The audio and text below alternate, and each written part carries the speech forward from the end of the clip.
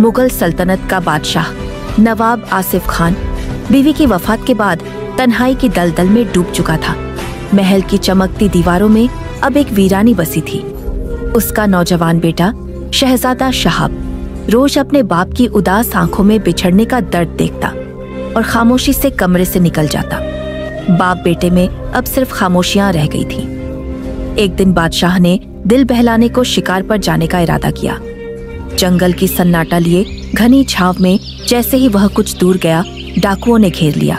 एक खौफनाक झड़प शुरू हो गई। बादशाह के मुहाफिज एक एक करके गिरते गए, मगर बादशाह ने हार न मानी। उसने भरपूर दिलेरी से तलवार संभाली, कई डाकुओं को जख्मी किया और काफी देर तक वो शेर की तरह लड़ता रहा, मगर जख्मों की ताब न ला सका। बदन लड़खड़ाया, आंखों के आगे अंधेरा छा गया, तलवार हाथ से छूट गई और वो जमीन पर गिरकर बेहोश हो गया। जब बादशाह होश में आया तो खुद को एक झोंपड़ी में पाया। जिस्म पर जख्मों की जलन थी और सामने एक पुरअसरार औरत खड़ी थी। जब बादशाह ने धीमी आवाज में पूछा, मैं यहाँ कैसे पहुंचा, तो उस पुरअसरार औरत ने नरम लहजे में जवाब देना शुरू किया, मैं उस दिन पानी लेने नदी के किनारे गई थी, तब डाकुओं की आवाजें सुनी, छुप कर देखा तो आपको पहचान लिया। बादशाह सलामत, वो लोग ज्यादा न थे। मैंने उनके मशरूब में बेहोशी का सब फूफ डाल दिया। जैसे ही वह सब पीकर गिरे, मैं दौड़ी, आपको घसीटकर घोड़ा गाड़ी पर डालकर यहाँ लाई। आपका जिस्म जख्मी था लेकिन सांसें चल रही थी। मैंने इलाज शुरू कर दिया। बादशाह उस औरत की बहादुरी और शफकत से बेहद मुतासिर हुआ। वह चंद दिन झोपड़ी में रहा और उसकी खिदमतों से उसका दिल पिघलने लगा।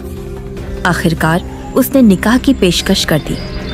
औरत ने पहले इनकार किया, फिर आहिस्ता आहिस्ता रजामंदी जाहिर की, जैसे दिल ने बरसों का बोझ उतार दिया हो। महल खुशियों से गूंज उठा।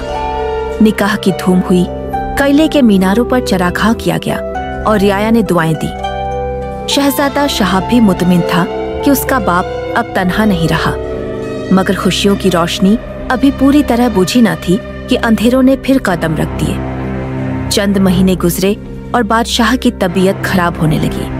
पहले मामूली कमजोरी, फिर अजीबोगरीब अलामात। शाही हकीम कमाल को बुलाया गया, एक दाना और पुराने तजुर्बेकार तबीब। उन्होंने दिन रात मुआयना किया, मगर बीमारी की जड़ समझ न आई।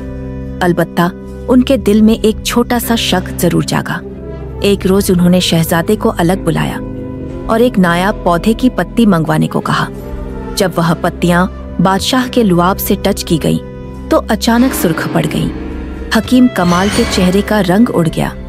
शहजादे को अलग ले जाकर कहा, यह आहिस्ता असर करने वाला जहर है और यह किसी आम कीड़े का नहीं, काले नाग का जहर है। शहजादा हक्का बक्का रह गया, मगर हकीम ने उसे संभाला।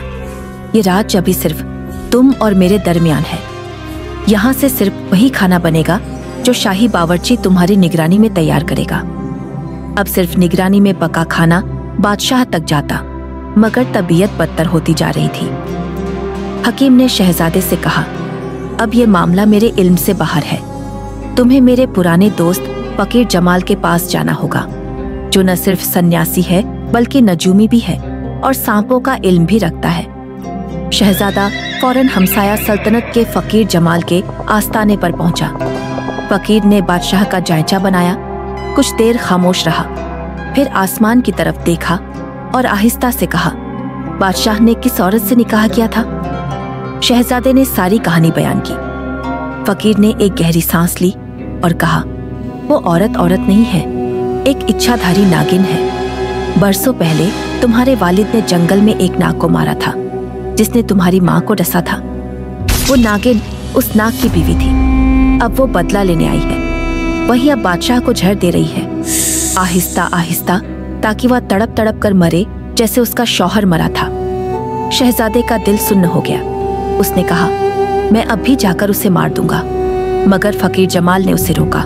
नहीं, वो अपनी शक्ल बदल सकती है, तुम्हें लम्हों में खत्म कर देगी।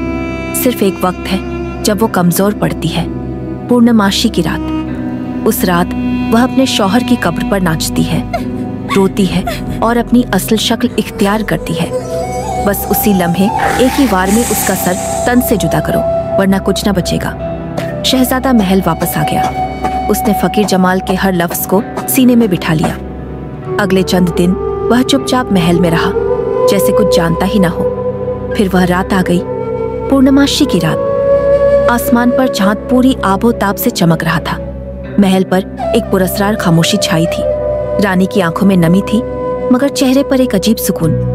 वह आहिस्ता आहिस्ता जंगल की तरफ रवाना हुई। शहजादा शहाब उसका खामोशी से पीछा करता रहा, कदम दर कदम, साए की तरह। घने दरख्तों, ठंडी मिट्टी और सांस रोक देने वाली हवा के बीच वह एक सुनसान मकाम पर पहुंचे। एक पुरानी काईज़ादा कब्र के पास रानी रुकी। जैसे ही चांद की रोशनी उस पर पड़ी, उसकी शक्ल बदलने लगी। चेहरा लंबा हुआ, आंखें चमकने लगी, बाजू फुफकार में बदले और जिस्म नीले रंग की चमकदार नागिन में ढल गया। वह रोने लगी, बैन करने लगी, फिर रक्स शुरू हुआ। हर जुम्बिश में एक सदी का दर्द था, हर आंसू में इंतकाम की आग। शहजादे ने दरख्त के पीछे से देखा, दिल तेजी से धड़कने लगा। फकीर जमाल के अल्फाज उसके जहन में गूंजने लगे। उसने तलवार थामी, एक लंबी सांस ली और झपट पड़ा। एक ही लम्हे में तलवार बिजली की तरह चमकी और नागिन का सर तन से जुदा हो गया। उसी रात बादशाह की सांसें बहाल होना शुरू हो गई। जहर का असर दिन ब दिन कम होता गया। चंद हफ्तों बाद वह बिस्तर से उठ बैठा। किले की राहदारियां एक बार फिर कहकाओं से गूंजने लगी और राया ने शुक्राने के नफल अदा किए। शहजादा शहाब अब सिर्फ वली अहद न रहा, वो बाप का नजात दहंदा था और सल्तनत का असल मुहाफिज।